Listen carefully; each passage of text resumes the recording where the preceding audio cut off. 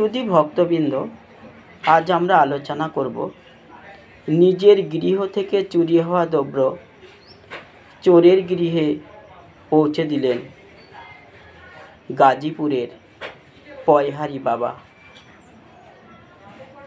আমরা তথ্যটি নিয়েছি বিজয়কৃষ্ণ গোস্বামীর জীবনী থেকে। বিজয়কৃষ্ণ গোস্বামী একদিন তার শিষ্যদের বলছিলেন যে গাজীপুরে পয়হারি নামক এক বাবাজি একটা গুহার মধ্যে ধ্যান করতেন। সপ্তাহে 2-3 দিন গৃহের দরজা খুলতেন, তাও খুব কম সময়ের জন্য। এই বাবাজিকে দূর দূরান্ত থেকে দর্শন করার অপেক্ষায় গুহার পাশে বসে থাকতেন অনেক নামি দামি মানুষেরা। তারা কিছু দ্রব্য এই বাবাজিকে দিতেন। বাবাজি সারাদিনে শুধু 1 পোয়া দুধই সেবা করতেন, আর যে সমস্ত দ্রব্য বাবাজিকে দেওয়া হতো সেটা তিনি তার গুহার মধ্যেই রেখে দিতেন। এভাবে চলছিল বেশ কিছুদিন। একটি চোর মাঝে মাঝেই রাতে সুযোগ বুঝে ওই দ্রব্য চুরি করার উদ্দেশ্যে আসতেন। বাবাজি বুঝে যেতেন চোর কি উদ্দেশ্যে আসছে।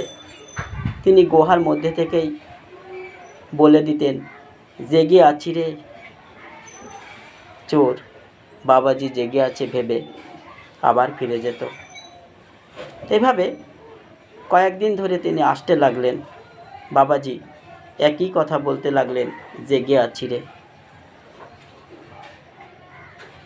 চোর টকে টকেই থাকতে লাগলো। সুযোগ বুঝে যে কোনো মূল্যে এই মূল্যবান দ্রব্য সামগ্রী সে চুরি করবে। একদিন বাবাজি গেলেন গঙ্গা স্নানের উদ্দেশ্যে। সেই সুযোগে চোরটি গুহার মধ্যে থাকা সমস্ত মূল্যবান সামগ্রী, অর্থ আদি এগুলি একটা পুঁটলিতে করে বস্তার মধ্যে ভর্তি করে নিয়ে রাস্তা দিয়ে চলতে লাগলেন। ইতিমধ্যে বাবাজিও স্নান সেরে আশ্রমের দিকে ছুটতে লাগলেন। বাবাজিকে দেখে চোরটি রাস্তার মধ্যেই বস্তাটি ফেলে রেখে পালিয়ে যায়। বাবাজি তার আশ্রমে গিয়ে, অর্থাৎ নিজের গুহায় গিয়ে তিনি সেখানে তার নিজের আসনে না বসে ফিরে এসে তিনি সেই বস্তাটি নিয়ে চললেন চোরের গৃহের উদ্দেশ্যে। যেখানে চোরটি বস্তাটি ফেলে রেখে গিয়েছিল সেখান থেকে চোরের বাড়ির দূরত্ব 1.5 থেকে 2 কিলোমিটার। এই 2 থেকে 1.5 কিলোমিটার রাস্তা যেতেই বাবাজির সময় লেগে গিয়েছিল 5 থেকে 6 ঘন্টা। রাস্তার মধ্যে তিনি বেশ কবার বিশ্রাম নিয়েছিলেন। চোরের গৃহে গিয়ে চোরকে বাইরে থেকে ডাক দিলেন।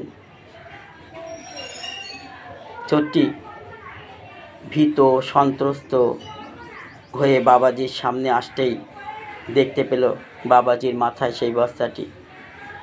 বাবাজি চোরকে বললেন, তুমি কেমন মানুষ গো? আমি বুড়ো মানুষ, তুমি আমার গৃহ থেকে আমার অপ্রয়োজনীয় দ্রব্য তুমি নিয়ে এলে, আমাকে দেখে রাস্তায় ফেলে তুমি পালিয়ে গেলে কেন গো? তুমি সেটা গৃহে নিয়ে এলে না কেন? তোমার প্রয়োজন বলেই তো তুমি আমার গৃহে গিয়েছিলে, এতে আর দোষ কি? এটা তো আমার গৃহে পড়েই থাকতো, আমার কোনো দিন কোনো প্রয়োজনে লাগতোই না। এটি তুমি তোমার গৃহের মধ্যে নিয়ে যাও। চোরটি বিজয়কৃষ্ণ গোস্বামীর চরণ, হরে কৃষ্ণ, বাবাজির চরণ ধরে বন্দন করতে লাগলো।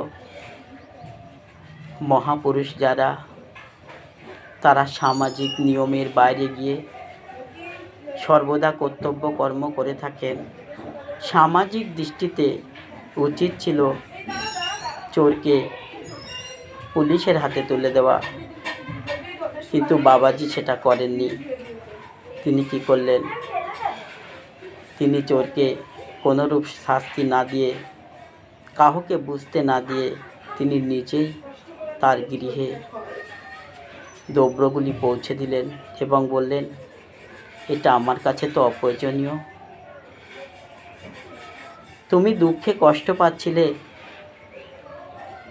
অভাব সহ্য করতে না পেরে তুমি পেটের দায়ে আমার গৃহে গিয়েছিলে, এতে আর তোমার দোষ কি?